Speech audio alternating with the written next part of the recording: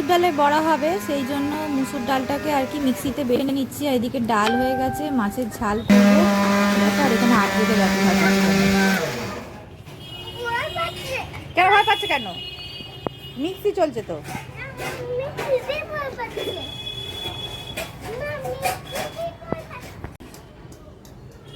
এই এই এই সাইডগুলো না বুম্বা পরিষ্কার করতে হবে, জানো তো। এই গলিটাকে পুরো জায়গাটা পরিষ্কার করতে হবে। বাবু এটা দিয়ে যায়, আঁচড় লাগছে গায়ে, আঁচড়টা তুলে দাও। দাঁড়াও,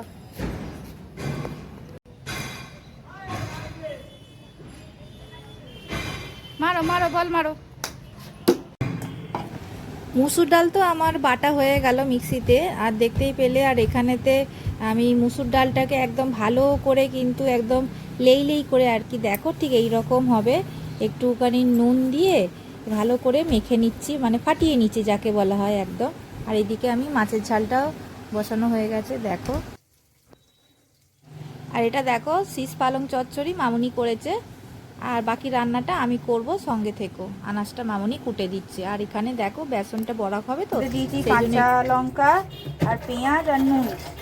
মাছের ঝাল হয়ে গেছে, শাক চচ্চড়িও হয়ে গেছে।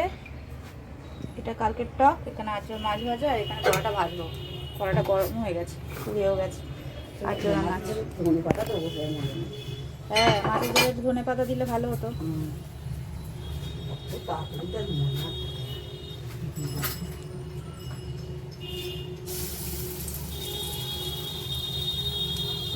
তো বড়া তো আমি এখানে ভাজতে দিয়ে দিয়েছি। আর এখানে আমি এখন বানাবো বাঁধাকপি, মানে মাছের মাথা দিয়ে বাঁধাকপি।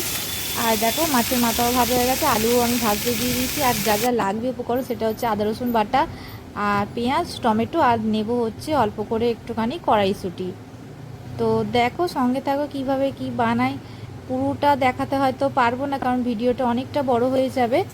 আর আজকে বাঁধাকপির সাথে সাথে একটুখানি চিংড়ি মাছের মালাইকারিও কিন্তু বানাবো, তো সঙ্গে থাকো।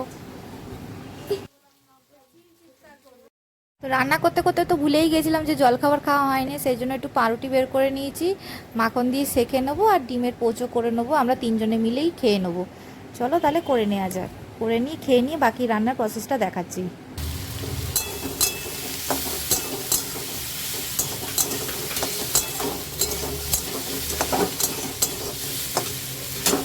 আলু পেঁয়াজ ভালো করে ভেজে নিয়ে আমি এর মধ্যে এবার ক্যাপসিকামটাও দিয়ে দেবো।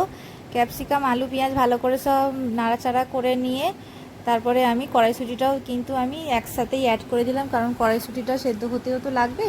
তো ওই জন্য একসাথে সব কিছু দিয়ে ভাজাভুজি আর কি করব। আদা রসুন নুন পেঁয়াজ লঙ্কা গুঁড়ো হলুদ গুঁড়ো জিরে গুঁড়ো দিয়ে আর একটু লবণ দিয়ে সামান্য মিষ্টি দিয়ে টমেটো দিয়ে সব কটা মশলাকে একসাথে কষিয়ে দিয়ে এরপরে আমি বাঁধাকপিটা মিশিয়ে নিয়ে ভালো করে কষবো। আর একটুখানি শেষে গরম মশলাও দেবো, দিয়ে শেষে একটু ঘি দিয়ে নামিয়ে দেবো। ও মাছের মাথার মুড়োটাও দেবো। বাঁধাকপিটা যখন আমি করব না, এর মধ্যে কোনো রকম আমি জল অ্যাড করব না। বাঁধাকপির থেকে যে জলটা বেরোবে সেটা থেকেই আমি কষিয়ে কষিয়ে কিন্তু বাঁধাকপিটা বানিয়ে নেব। দেখো আমার কিন্তু অলরেডি আমার বাঁধাকপি প্রায় হয়েই এসেছে, তাও এখন একটু হবে, এখনও হওয়া বাকি আছে। মাছের মাথা মুড়ো দিয়ে আরও ভাপে ভাপে একটুখানি করব, করলে শেষে একটু ঘি আর গরম মশলা দিয়ে নামিয়ে দিলে কিন্তু হয়ে যাবে।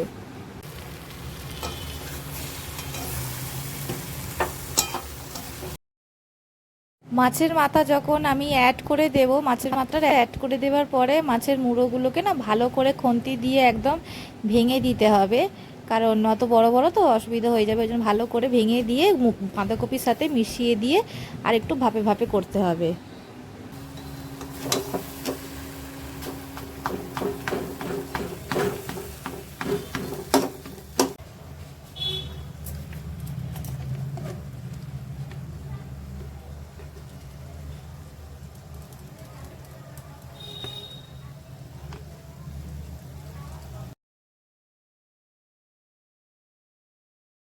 আমার কিন্তু রেডি হয়ে গেল মাছের মাথা দিয়ে বাঁধাকপি। আমি পুরো ভিডিওটা তোমাদের দেখালাম না, কারণ পুরো ভিডিও দেখাতে গেলে না আরও ভিডিওটা এমনিই বড় হয়ে গেছে, আরও বড় হয়ে যাবে।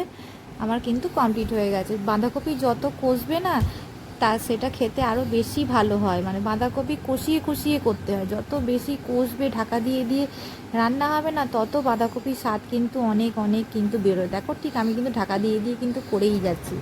এবার আমি বাঁধাকপিটাকে ঢালবো।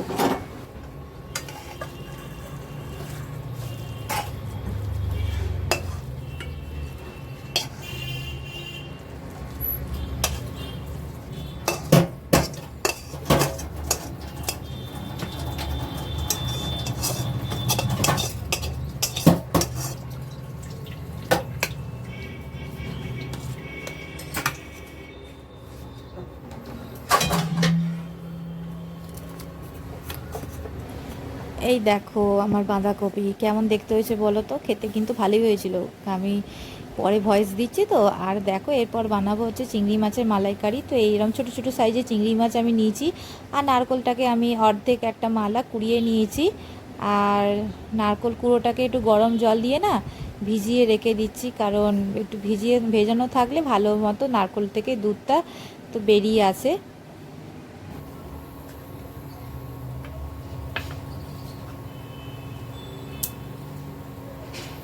আজকে বানাবো যে চিংড়ি মাছের মালাইকারি। চিংড়ি মাছের মালাইকারির জন্য পেঁয়াজ, টমেটো, রসুন কুচি, আদা কুচি। চলো, আর এই নারকলের দুধটাকে না একটু গরম জলে ভিজিয়ে রেখেছিলাম। চলো সঙ্গে থাকো। আর্যর জন্য প্রথমে আমি একটা মাছ ভেজে নিয়েছি, আর্য যেহেতু খাবে। তারপরে আমি ওই তেলের মধ্যেই আমি চিংড়ি মাছগুলোকে, সব কটা চিংড়ি মাছগুলোকে ভালো করে ভেজে নেব। একদম একটু মোটামুটি একটু লাল লাল হবে, সেই লাল লাল মতো করে ভেজে নেব।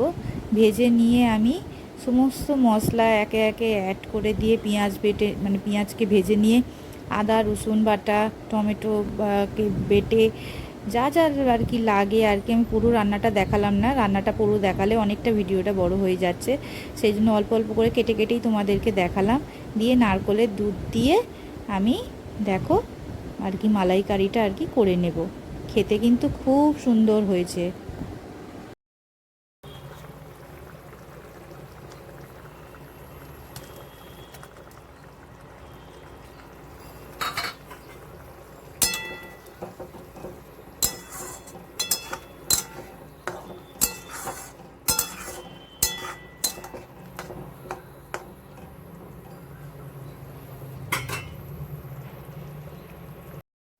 তো রান্নাঘর থেকে তোমরা জানো আমার রান্নাঘর থেকে রাস্তাটা ঠিক ঠিক এইরকমই দেখতে লাগে। আর দুপুরবেলা দেখো রাস্তাঘাট পুরো ফাঁকা, আকাশটা পুরো নীল।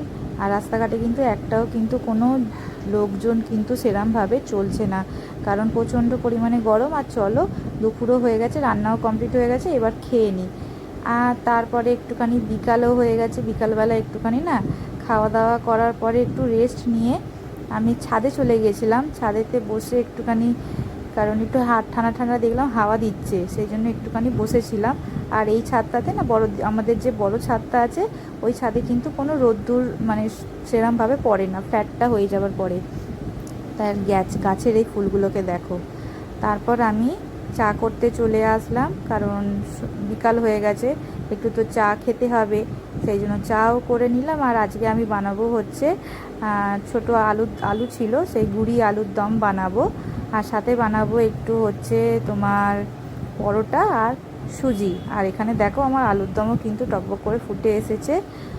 আর দেখো ময়দা, যেহেতু এখানে একটা কেন খুলে রেখেছি বলো তো, আমার খিদে পাচ্ছে, সেই জন্য একটা আর কি পরোটা করে খাবো, তো সেই জন্য। তো চলো, ভিডিওটা যে তোমরা এতক্ষণ ধৈর্য ধরে দেখলে তার জন্য তোমাদের অসংখ্য ধন্যবাদ। দেখো আমি এখানে বানাবো হচ্ছে সুজি, তার জন্য সব কিছু আর কি হাতের সামনে বের করে নিচ্ছি। আর ঘিটাও নিয়ে নিই।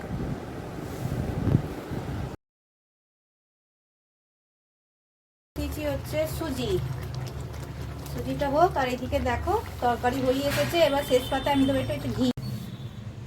রেডি হয়ে গেছে আমার আলুর দম, ঝাল ঝাল। এদিকে আলুর দম করে ফেলেছি, এইদিকে সুজি করে ফেলেছি। চলো এবার একটা পরোটা বেলবো।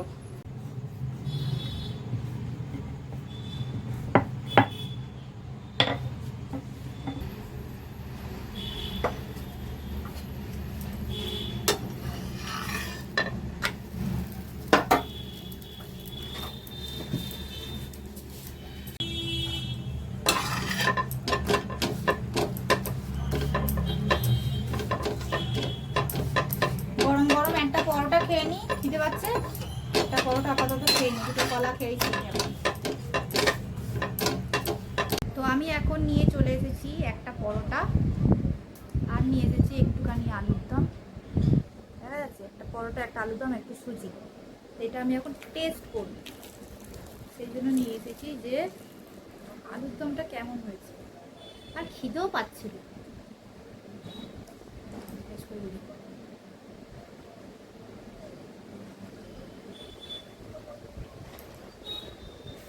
ভালো হয়েছে,